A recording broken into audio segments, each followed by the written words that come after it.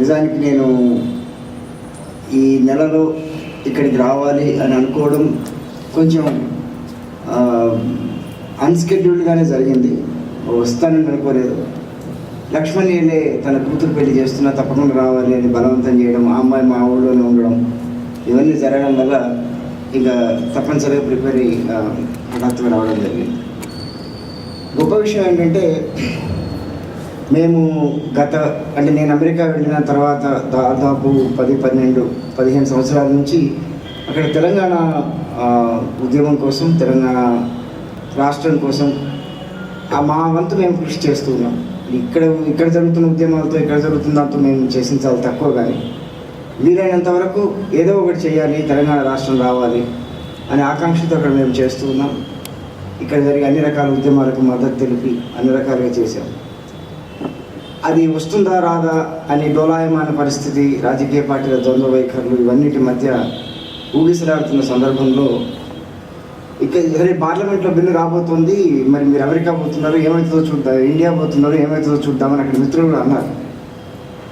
మేము ఇక్కడికి రావడం, ఆ రెండు బిల్స్ కూడా, రెండు సభల్లో కూడా బిల్స్ పాస్ కావడం చాలా ఉద్విగ్నభరితమైన సన్నివేశం. ముఖ్యంగా రాజ్యసభ బిల్లు పెద్దల సభలో ఇది పాస్ కాదు, నానుస్తారు, ఆపేస్తారు అని ఒక రకమైన టెన్షన్కి గురి చేయడం, అది జరగడం మాకు చాలా ఆనందాన్ని, చాలా ఉద్విగ్నతని కలుగజేసింది. ఈ సందర్భంగా తెలంగాణ ఉద్యమానికి పునాదులు వేసిన మా రోజు వీరన్నని స్మరించుకోకుండా నేను ఉండలేకపోతున్నాను. పెళ్లి లలితని స్మరించుకోకుండా ఉండలేకపోతున్నాను. నిజానికి ఉద్యమానికి పునాదులు, ప్రజా ఉద్యమాలకు పునాదులు వేసింది వాళ్ళు. తర్వాత అవి రకరకాలుగా ముందుకు వచ్చినాయి, చేసినాయి. ఇప్పటికీ నేను ఎక్కడ మాట్లాడినా, ఏం చేసినా, నా ఇంటర్వ్యూ ఇచ్చినప్పుడు కూడా అందులో ఇది ప్రత్యేకంగా చెప్తూ ఉంటాం. వాళ్ళు ఒక స్పష్టమైన కళతోటి, ఒక స్పష్టమైన ఉద్దేశంతో ప్రత్యేక తెలంగాణని కోరుకున్నారు. ఇవాళ మనకు వచ్చిన తెలంగాణ అటువంటిదా కాదా, దాన్ని మనకు కావాల్సిన తెలంగాణ ఎట్లా నిర్మించుకుంటాం, ఇవన్నీ కూడా మనం ముందున్న ప్రశ్నలు కావచ్చు. కానీ ఒక్కసారి ఆ బిల్లు పాస్ కాగానే నా కళ్ళ నుంచి నీళ్ళు వచ్చి నేను వీరన్నకు జోహారీ చెప్పుకున్నాను. అది నాకు చాలా ప్రత్యేకమైన సందర్భం కూడా. ఇక కవిత్వానికి సంబంధించి, ఉద్యమానికి సంబంధించి, జీవితానికి సంబంధించి ఒక ప్రయాణం కొనసాగుతూ ఉన్నది. ఇక్కడ నుంచి వెళ్ళిపోయినప్పుడు నేను బ్రతుకుతానా లేదా, కవిగా బ్రతుకుంటానా లేదా, లేకపోతే నాలో ఆ తడి ఇంకా మిగులుంటుందా లేదా అనే అనేక సందేహాలు సహజంగానే చాలామంది కలిగినాయి. బహుశా నాకు కలిగినాయి. వెళ్ళేటప్పుడు నాకున్న 1000 పుస్తకాల్లో 3 పుస్తకాలు తీసుకెళ్ళాను అమెరికాకి. శ్రీశ్రీ మహాప్రస్థానం, అమృతం కురిసిన రాత్రి, తిలక్ది, అజంతా స్వప్నలిపి. ఇప్పుడు మళ్ళీ నా దగ్గర 1000 పుస్తకాలు తయారైనాయి. అక్కడ విద్య అంటూ ఉంటుంది, అక్కడ పుస్తకాలను వదిలేసి వచ్చి మళ్ళీ ఇక్కడ మొదలు పెట్టిన కలెక్ట్ చేయడం, ఇది ఒక ఇదైపోతున్నది. ఇంటి నిండా పుస్తకాలు లైబ్రరీ లాగా అయిపోతుంది. ఇవాళ సాయంత్రం శివారెడ్డి గారికి ఇంటికి వెళ్ళినప్పుడు మామూలు శివారెడ్డి సార్ లోపల తీసుకుపోతారు, ఇంట్లోకి వీళ్ళు బయట కూర్చోబెట్టారు.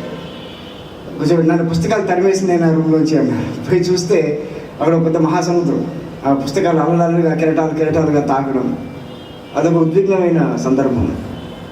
అట్లాగే కేవలం 3 పుస్తకాలతో వెళ్ళి మళ్ళీ తడిని వెలిగించుకోవడానికి చాలా సమయం పట్టింది.